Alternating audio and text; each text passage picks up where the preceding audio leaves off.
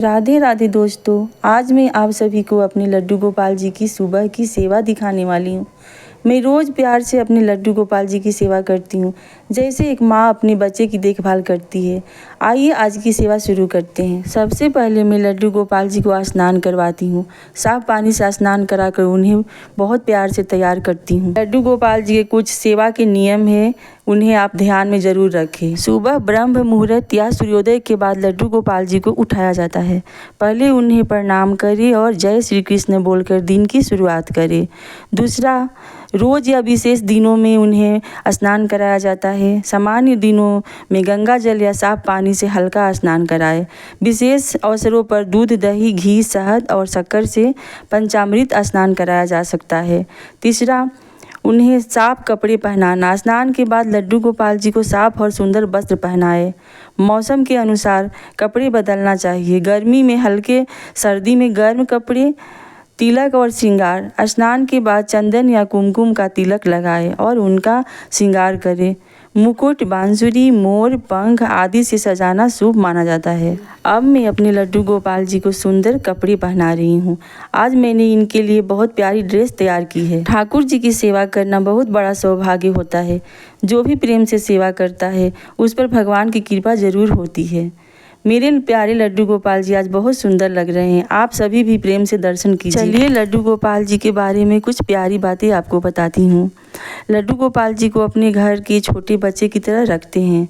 उन्हें रोज़ नहलाना, कपड़े पहनाना, खिलाना और सुलाना, यह सब उसी तरह किया जाता है जैसे किसी बच्चे की देखभाल की जाती है।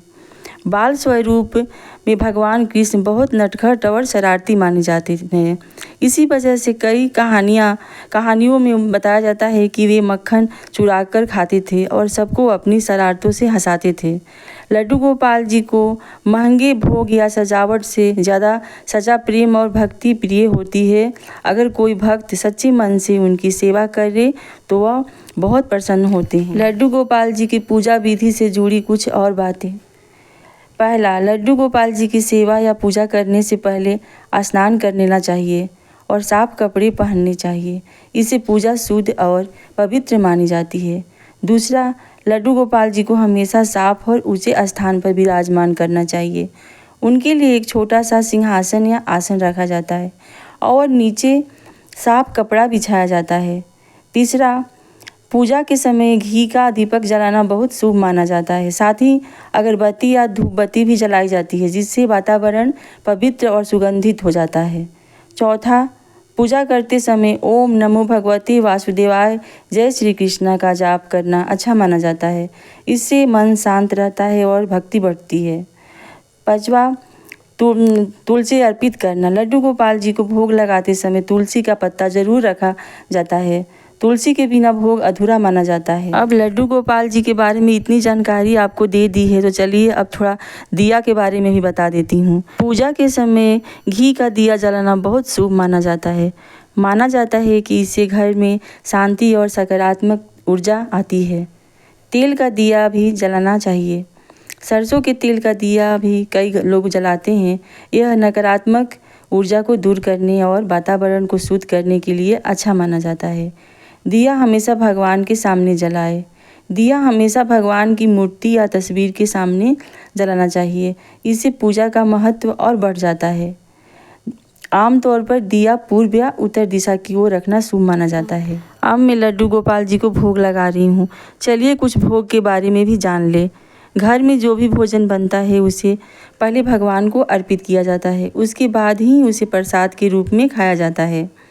और भोग लगाते समय तुलसी का पत्ता रखना बहुत शुभ माना जाता है। भगवान श्री कृष्ण को तुलसी बहुत प्रिय है। भोग लगाते समय मन शांत रखें। भोग लगाते समय मन में भगवान का स्मरण करें और छोटी सी प्रार्थना करें। इससे भक्ति का भाव बढ़ता है। भोग लगाते समय हल्की सी घंटी बजाई जाती है ताकि भगवान भोग अर्पित करने का संकेत दिया जा सके। कुछ देर भोग भगवान के सामने रखें। भोग लगाने के बाद उसे तुरंत नहीं हटाना चाहिए। कुछ मिनट भगवान के सामने रहने दें, फिर उसे प्रसाद के रूप में ग्रहण करें। भोग चखना नहीं चाहिए। भोग भगवान को चढ़ाने से पहले उसे चखना या खाना नहीं चाहिए। पहले भगवान को अर्पित करना जरूरी माना जाता है। प्रेम सबसे ज़रूरी है। भोग बहुत महंगा या ज़्यादा होना ज़रूरी नहीं है। सच्चे मन और प्रेम से लगाया गया साधारण भोग भी भगवान को प्रिय होता है। विशेष दिनों में खास भोग, जैसे जन्माष्टमी। जन्माष्टमी के दिन भगवान जी को खास मिठाइयाँ, माखन, मिश्री और पंचामृत का भोग लगाया जाता है। भोग लगाना भगवान के प्रति प्रेम और कृतज्ञता व्यक्त करने का तरीका है। जब सच्चे मन और श्रद्धा से भोग लगाया जाता है तो वही प्रसाद बनकर भक्तों को आशीर्वाद देता है।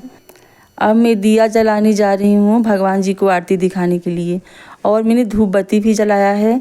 आप कोई भी धूप बत्ती जला सकते हैं। पहले मैं आरती मंदिर में दिखाती हूँ पूरे भगवान का नाम लेके, फिर मैं घर के कोने कोने आरती दिखाती हूँ। चलिए कुछ आरती से जुड़ी बातें जान ले।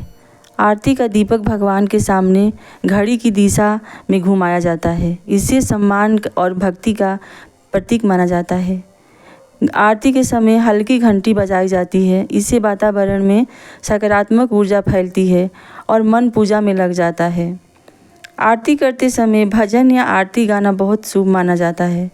इससे भक्ति का माहौल बनता है और मन को शांति मिलती है। आरती के बाद लोग अपने हाथों से आरती की लौ की गर्मी लेकर उसे अपने सिर या आँख पर लगाते हैं। इससे भगवान का आशीर्वाद माना जाता है। आरती करने के बाद अब मैं माला जाप करती हूँ। मैं तुलसी की माला से जाप करती हूँ। आप अगर लड्डू गोपाल जी की पूजा करते हैं तो आप भी तुलसी की माला से ही जाप करें। जाप करते समय आप लड्डू गोपाल जी के किसी भी नाम से जाप कर सकते हैं। राधा राधा, राधे कृष्ण, हरि बोल, कुछ भी बोल के आप जाप कर सकते हैं। आप जो भी नाम का जाप करें श्रद्धा से करें। भगवान आपके अंत में श्रद्धा देखते हैं, ये नहीं देखते कि आप किसका नाम जाप कर रहे हैं। सुबह या शाम का समय जाप के लिए सबसे अच्छा माना जाता है। माला से या बिन माला के भी नाम जाप किया जा सकता है। जैसे मंत्रों का जाप किया जाता है। रोज़ थोड़ा सा भी नाम जाप करने से मन में भक्ति और शांति बढ़ती है। और बीच में थोड़ा भजन गा लेने से भगवान जी को भी खुशी मिलेगी और आपको भी खुशी मिलेगी। भजन आप अपनी पसंद से कोई सा भी गा सकते हैं। पूजा करने के बाद दोनों हाथ जोड़कर भगवान जी को प्रणाम करें और मन में बोले, हे मेरे लड्डू गोपाल जी, आप हमेशा हमारे घर में ऐसे ही विराजमान रहे और हम सब पर अपनी कृपा बनाए रखें। अगर आपको मेरे लड्डू गोपाल जी की सेवा अच्छी लग रही है तो वीडियो को लाइक ज़रूर कीजिए और कमेंट में राधे राधे ज़रूर लिखिएगा। लड्डू गोपाल जी की कृपा आप सब पर बनी रहे। और अंत में आप सभी को राधे राधे।